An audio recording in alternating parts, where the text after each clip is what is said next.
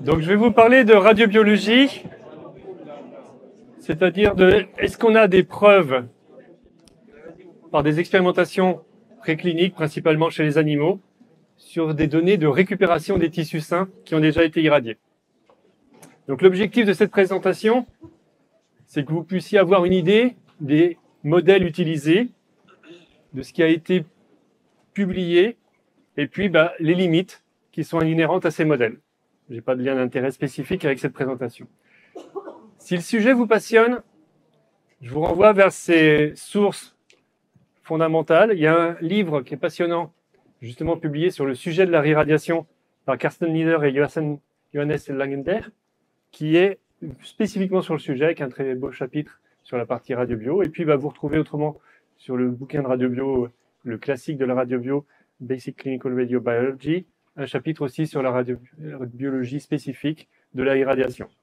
Et puis, pour faire ce topo avec l'aide de Vincent Brettiron, j'ai reçu aussi beaucoup d'aide de la part de Cyrus, que vous avez déjà vu présenter plusieurs fois sur ce sujet-là, mais aussi Dorota Gabris et Laure Marignol, qui justement ont fait aussi le topo sur la radiobiologie de la réirradiation qui a été présenté lors des webinaires de l'Estro il y a quelques semaines maintenant. Donc, grosso modo, quand on veut faire des expérimentations chez l'animal pour pouvoir tester les hypothèses de réirradiation, forcément, c'est comme pour le patient, il faut prendre en compte plusieurs paramètres. On va prendre en compte la dose initiale délivrée sur la première irradiation, le fractionnement qui a été délivré, le volume considéré. Pour la deuxième irradiation, donc la réirradiation numéro 2, ça va être la même chose. Et puis, bien évidemment, le facteur temps va être important entre les deux traitements. Chaque organe va être considéré de façon individuelle, puisque c'est quelque chose qui va être très organe-dépendant, cette toxicité. Et puis, ça, c'est quelque chose qui est plus difficile à modéliser, parce que ça fait tellement de paramètres que ça rend la situation beaucoup plus complexe à évaluer, c'est les traitements potentiellement associés. Traitements concomitants, mais aussi traitements antérieurs, qui peuvent être déjà à l'origine d'une certaine forme de toxicité de l'organe considéré. Et donc, bien évidemment, l'organe que l'on va être amené à réirradier, il a un état sous-jacent qui va être variable, possiblement en lien avec l'irradiation déjà réalisée, mais aussi, on en a parlé un petit peu tout à l'heure, si c'est un patient qui est vasculaire, forcément, il va avoir un cerveau, un réseau coronarien, même une fonction respiratoire qui peut être altérée, même chose au niveau vésical. Donc, même chose à prendre en compte, c'est pas facile à faire au niveau des données chez l'animal. Donc, je commence par les limites, parce que finalement, c'est ça qui est le plus important à retenir. C'est qu'on a beau donner des belles informations publiées avec des belles données qui vont être quelque chose déjà maintenant d'assez ancien, mais il y a beaucoup de limites. C'était un sujet qui était à la mode à la fin des années 90, ça l'est beaucoup moins actuellement. Ce sont des expérimentations à faire qui sont très coûteuses, des gros animaux, du singe, du mini-cochon, c'est un coût énorme, c'est pas facile d'avoir des financements, donc on va être très limité par rapport à cette situation-là. Il ne faut pas oublier que les principaux modèles sont des modèles de souris, et qu'une souris, ça vit 2 ans. Donc si on veut parler de toxicité très tardive, forcément on n'aura pas de modèle préclinique avec la souris qui vont être adaptés. Si on veut travailler sur la toxicité médulaire de la réirradiation au-delà de 5 ans, on a la possibilité de le faire sur le singe, et bien évidemment c'est extrêmement coûteux. Il ne faut pas oublier aussi que la souris, même le rat, sont extrêmement résistants naturellement à l'irradiation.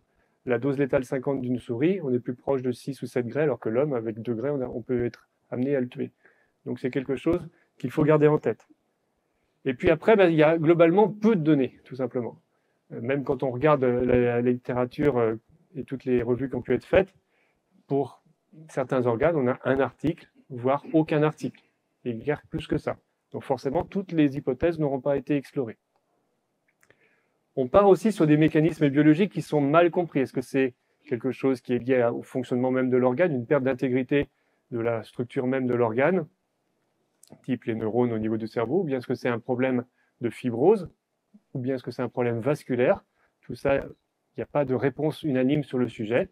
Il y a clairement une fibrose qui va poser des soucis, mais quelle est la part de chacun dans l'effet observé? C'est quelque chose qui est mal décrit. Et puis, toujours pour des raisons de coût, quand on étudie la souris, quand on étudie le rat, le cochon, tout ce que vous voulez, on a tendance à faire des irradiations qui sont plutôt hypofractionnées, parce que sinon il faut anesthésier l'animal à chaque situation. Donc on aura beaucoup plus de données avec des irradiations hypofractionnées, avec des fortes doses par séance, voire même une seule séance d'irradiation. Et vous savez que le modèle linéaire quadratique ne s'applique pas au-delà de 10 Gray, voire même plus bas. Donc on est sur des situations compliquées. Et puis encore une limite, vous allez dire que j'insiste beaucoup sur les limites, mais je vais vous parler du reste après quand même, mais on a beaucoup fait d'expérimentations sur, par exemple, la probabilité d'avoir 50% de paraplégie chez la souris. Mais ce n'est pas ce qu'on va s'autoriser à avoir chez l'homme. Donc, les données mesurées chez la souris ne sont pas forcément pertinentes par rapport aux questions cliniques qu'on peut se poser. Autre élément qui a été quasiment pas exploré chez la souris ou dans d'autres modèles précliniques, c'est s'il y a un agent radiosensibilisant ou qui a pu perturber le fonctionnement de l'organe auparavant, qu'est-ce que ça donne de repasser des rayons par-dessus? S'il y a eu du méthotrexate, on parlait tout à l'heure des traitements de l'enfant, si on fait une irradiation après avoir eu du méthotrexate, il y a un risque supplémentaire de toxicité cérébrale, mais on n'arrive pas à le quantifier. On ne sait pas trop bien quelle est la chose, quel est le délai ou quelle est la dose à respecter. Donc, en gros, on ne peut pas tester toutes les combinaisons. On va être vraiment avec des informations qui vont être globalement limitées. Et on n'a pas la possibilité de faire vieillir nos souris, de faire fumer nos souris, de faire donner des problèmes cardiovasculaires à nos souris. On pourrait s'amuser, on peut le faire. Et tout ça, c'est quelque chose qui forcément limite encore plus l'interprétation de qu'est-ce que va donner la réirradiation chez mon patient âgé, coronarien, cardiovasculaire, avec des problèmes ajoutés. Donc, ceci dit, qu'est-ce qu'on a? Donc, la question qu'on se pose, c'est est-ce que la première irradiation plus la deuxième irradiation va donner une dose 3, qui va être celle que l'on considère comme étant la dose maximale tolérée? On va se baser, ou bien sur le BED ou le QD2, comme disait Pauline, c'est peut-être plus facile de formaliser ça sous la forme de dose équivalente à 2 Gray. Si on part sur un raisonnement simple, type pour la moelle épinière, si on fait un 30 Gray 10, on va se dire qu'on a une QD2 avec un alpha sur bêta à 2 Gray, on a un équivalent de 37 Gray 50. Ça voudrait dire que si on considère que la dose limite tolérée par la moelle est de 45 Gray, on aurait la possibilité de faire 8 Gray en EQD2 sur la deuxième séquence d'irradiation. Ça, c'est la théorie du modèle. Est-ce que 1 plus 2 est égal à 3 ? On va le vérifier comme ça de façon très précise par chacune des expérimentations qui ont été faites. Et en grosso modo, c'est le même schéma.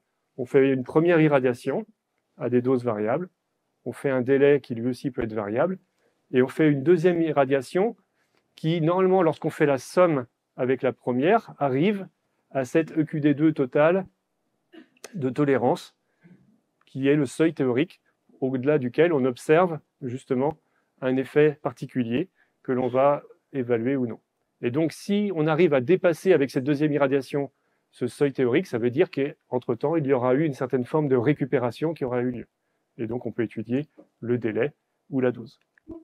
Donc, si on a la première irradiation plus la deuxième irradiation qui sont en théorie en dessous de la dose tolérable maximale, on va avoir une réirradiation possible. Si ça dépasse, ça serait en théorie quelque chose qui serait impossible. Donc on va tester toutes ces hypothèses et par contre, bien évidemment, il va falloir le tester pour chacun des organes. Chaque tissu a sa propre radiosensibilité, j'enfonce des portes ouvertes en disant ça, mais chaque tissu a sa propre sensibilité à la réirradiation aussi. On va voir qu'il y a finalement des choses qui peuvent sembler assez résistantes quand on les irradie au départ, mais qui peuvent être très sensibles à une réirradiation, en tout cas au moins dans les expérimentations précliniques qui ont été publiées. Je vous disais par quoi ça passe? Ça passe par des phénomènes qui impliquent l'ensemble du tissu qui va être irradié, les fibroblastes, l'endothélium, toutes les autres cellules du tissu parenchymateux, probablement une réponse aussi macrophagique qui va être à l'origine de cette réponse inflammatoire qui va entretenir l'inflammation des années et des années après. Et puis tout ça, ça va aboutir ou bien à un maintien de la fonction de l'organe ou une perte de fonction. Et si cette perte de fonction, elle est induite par la première irradiation, est-ce qu'entre la première et la deuxième, il va y avoir une certaine forme ou bien de stabilité, ou bien de récupération, de régénération d'une partie de l'organe et de sa fonction, ou bien, et c'est la troisième hypothèse, et c'est pas aussi quelque chose qui peut, on va voir que ça peut arriver, en tout cas au moins dans les modèles précliniques, une certaine forme de détérioration au cours du temps.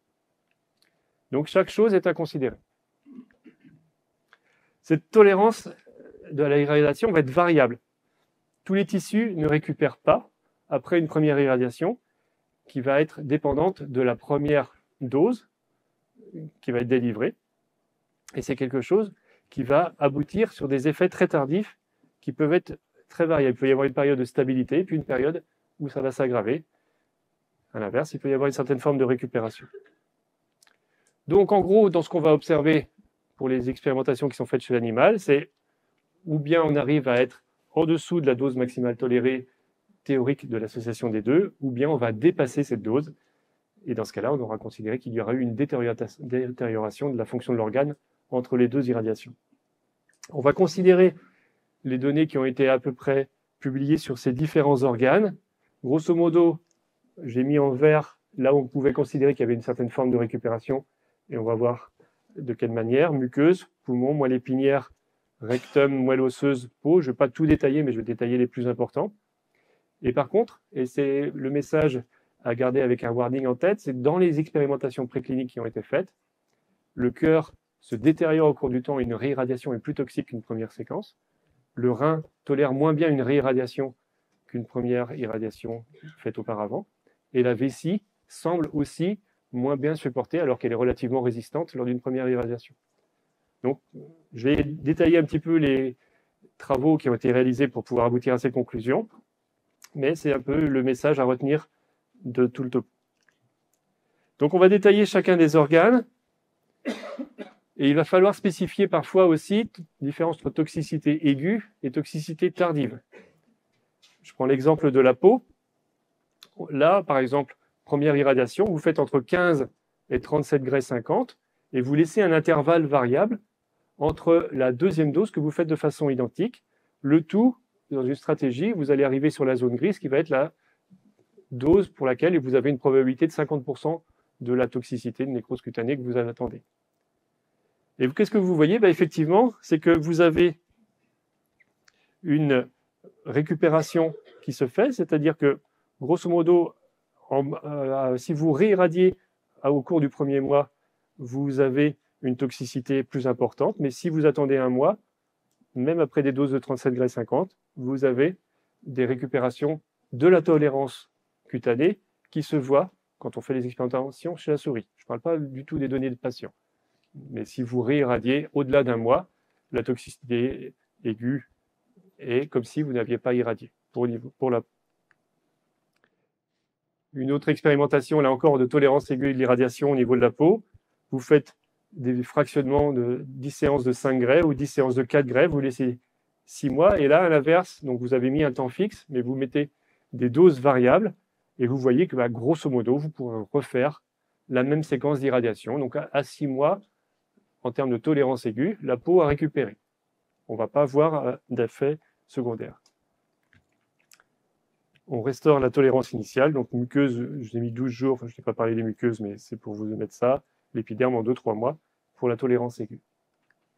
Par contre, ce n'est pas la même chose si on s'intéresse à la tolérance tardive. Là, c'est des expériences où on irradie la patte de souris et on voit à un moment si elle se recroqueville à cause de la fibrose contractile qui va survenir. Donc ça, c'est quelque chose qui est bien évidemment pas faisable chez l'humain. Donc on va faire un peu la même expérimentation et on va observer justement sur le long terme comment ça s'observe.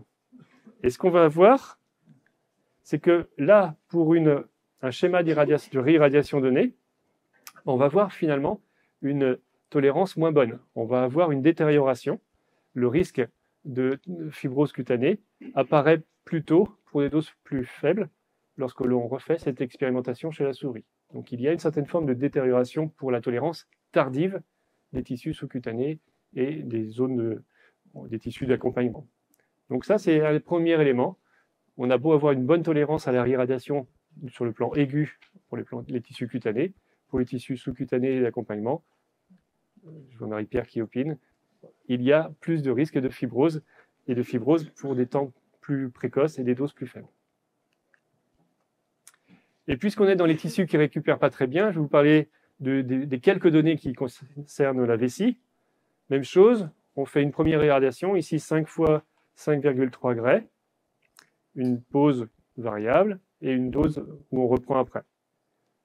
Pour ce qui concerne la récupération de la toxicité aiguë, c'est tout simplement on compte le nombre de fois où les souris vont faire pipi.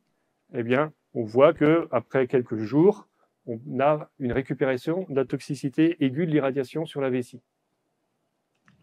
Par contre, et c'est là où les choses sont plus difficiles à admettre, c'est que quand on fait une irradiation, alors on est sur un modèle là où on a fait 16 Gray en une seule fraction.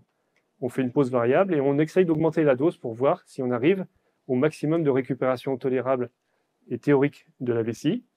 Et on voit qu'effectivement, quand on fait ça, il n'y a pas de récupération véritablement, voire même une accélération de l'apparition des dommages, puisqu'on voit les dommages apparaître en 2 semaines après 2 fractions séparées de 9 mois, ce qui est beaucoup plus court que ce qu'on observe initialement. Alors qu'il faut 40 à 50 semaines après 2 fractions séparées de 1 jour. Donc on est sur l'impression, en tout cas sur l'interprétation de ces données, qui est que la vessie finalement tolère moins bien une réirradiation et que plus le délai est long, et finalement pire c'est pour la tolérance de la vessie. Tout ça chez la souris, tout ça avec un modèle, comme vous le voyez, d'irradiation en dose unique au départ, c'est quelque chose qui a tout à fait des limites. Mais ça peut nous donner un certain nombre de wordings sur les données patients. C'est un peu la même chose pour le rein. On voit que le rein, lorsqu'on l'irradie à 6 Gray, ce qui n'est pas gigantesque, une pause variable et après une dose croissante, c'est même encore pire.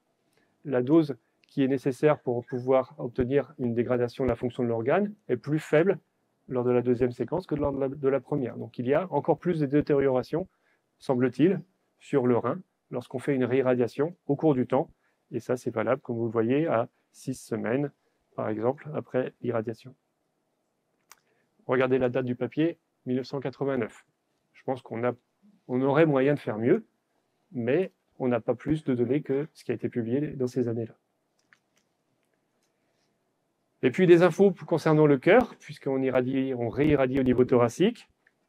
Alors c'est du cœur de souris, on irradie ou bien l'ensemble du corps, ou simplement on essaye de se focaliser sur le cœur. Bon, on n'est pas en train de faire une irradiation partielle du cœur. On n'a pas à cette époque-là, il n'y avait pas en 96 d'outils d'irradiation préclinique qui permettaient de le faire. Eh bien, qu'est-ce qu'on voit? C'est que à 3 mois, à 6 mois, on a à peu près la même tolérance, mais à 9 mois, finalement, on a des toxicités qui apparaissent alors que les doses sont plus faibles lors de l'irradiation numéro 2. Donc la dose maximale tolérée semble diminuer avec le temps. Donc le cœur semble encore moins bien tolérer une réirradiation que le reste. Pour le poumon, la situation est à la fois en termes de récupération, mais aussi au niveau de dose. C'est-à-dire que si vous faites 6 Gray, 8 Gray sur une souris, vous voyez qu'en 1 mois, elle récupère, vous pouvez refaire la même dose et elle ne va pas avoir de dégradation de sa fonction respiratoire. Quand je dis dégradation de sa fonction respiratoire, c'est qu'elle est plus capable de respirer en gros. Donc ce n'est pas non plus ce qu'on veut pour nos patients. Par contre, si vous faites 10 Gray et qu'on quantifie ensuite cette fonction respiratoire, on voit qu'il y a une certaine forme de récupération, mais qui est incomplète. Donc on repart d'un niveau de rémanence. Il persiste des dommages qui sont visibles au cours du temps, et quand on réirradie un peu plus tard, on repart avec en quelque sorte un capital moins important. Donc cette notion de dose initiale fait que la récupération ne va pas être identique par rapport à une récupération qui peut s'observer à des doses plus faibles.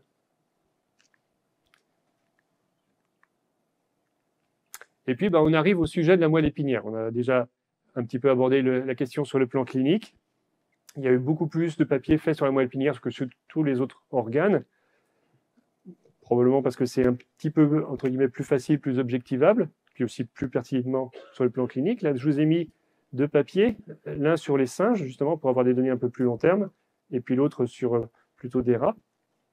Vous voyez, avec un schéma d'irradiation au tout départ, qui est de 20 fois 2,2 Gray. 44 Gray, c'est ce qui est considéré à ce stade-là, pour cet animal-là, à 60% de la dose maximale tolérable en EQD2, qui aboutirait à 50% de paraplégie. Donc, vous faites votre première séquence d'irradiation chez le singe, vous le laissez vieillir 1 année, 2 années, 3 années, et vous refaites la même séquence, et vous voyez ce que ça donne. Et ce que vous voyez, effectivement, c'est ce qui est en haut à droite, c'est que vous avez la possibilité de refaire des doses de radiothérapie pour pouvoir avoir avec des doses équivalentes qui sont beaucoup plus importantes. Vous passez jusqu'à 140, 150% de la dose que vous considériez initialement comme étant la dose maximale tolérée. Vous pouvez dépasser fois 1,5 la dose maximale tolérée que vous envisagiez au départ. On peut faire la même chose que ce que vous voyez en bas. Vous faites une irradiation, là c'est un autre modèle animal, Sigray, vous faites une pause de 0 à 190 jours, vous voyez que finalement, il y a la possibilité de récupérer au moins partiellement au niveau de la moelle épinière, qu'on peut se permettre de réirradier à des doses assez importantes, en tout cas plus importantes que ce maximum théorique nous donnerait initialement à penser. Grosso modo, et là on est encore sur des modèles de singes, ce facteur d'oubli, grosso modo, il est ce que l'on considère avec au moins 6 mois de à peu près plus de 30 Gray. C'est-à-dire qu'on peut passer en une seule séance de 76 Gray de dose létale, enfin c'est pas dose létale, c'est dose induisant un effet de façon toxique, à jusqu'à 110 Gray à peu près.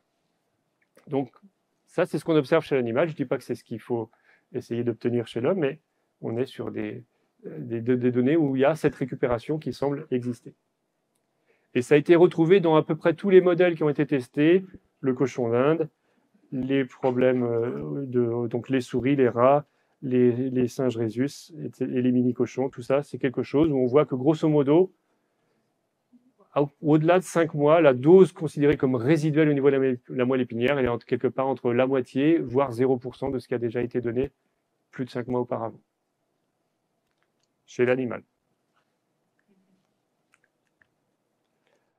Ce qu'il ne faut pas oublier, et c'est valable pour tous les organes, mais bien particulièrement pour la moelle épinière, c'est que le siège de la réirradiation va avoir son importance. Si vous avez irradié en stéréo le corps vertébral et que vous irradiez en arrière en réirradiation, peut-être que c'est moins grave, parce que forcément, il ne va pas y avoir de recoupe sur les secteurs de la moelle épinière qui vont être considérés, et on n'a pas de segmentation des volumes de zones motrices, zones sensitives sur la moelle épinière. Peut-être qu'un jour on l'aura, mais en tout cas, c'est à garder en tête, et ce n'est pas la même conséquence pour le patient d'avoir un déficit moteur que d'avoir des fourmillements dans une jambe. Donc, tout ça, on peut le formaliser aussi sur des manips qui sont faites, là encore, chez le mini-cochon ou chez la souris. En fonction de la zone qu'on irradie, on a l'impression que la tolérance est peut-être plus facile sur le plan sensitif que sur le plan moteur. Et puis, des données qui sont plus difficiles à formaliser, c'est qu'il semblerait y avoir une certaine forme aussi de prédisposition à plus de toxicité quand on fait une irradiation plus large à faible champ. On a l'impression que ça fait baisser la tolérance lorsqu'on est amené à réirradier. Donc attention peut-être aux doses qui bavent sur les côtés. Et effectivement, on a tendance à considérer qu'il y a peut-être une baisse de la tolérance globale de l'ordre de 15 Gray. C'est quelque chose qui a été modélisé de cette façon-là. Je vous ai mis le papier le plus récent, qui date de 2012, où là, sur un modèle de mini-cochon, ils se sont amusés à faire comme on fait chez les patients. C'est-à-dire, on fait 30 Gray 10, on laisse passer du temps, et puis après, on refait de la stéréo sur un volume, comme vous le voyez, proche de la zone latérale, où il peut y avoir des toxicités sur la motricité. Eh bien, c'est confirmé, effectivement, dans ce modèle de réirradiation stéréotaxique sur le mini-cochon, on peut passer des réirradiations jusqu'à 20 Gray sans souci. Au-delà de 20 Gray, ça semble être compliqué. Donc c'est quelque chose qui nous donne une idée de la tolérance que l'on peut imaginer, au moins sur un modèle, et comme vous le savez, le cochon est très proche de l'homme.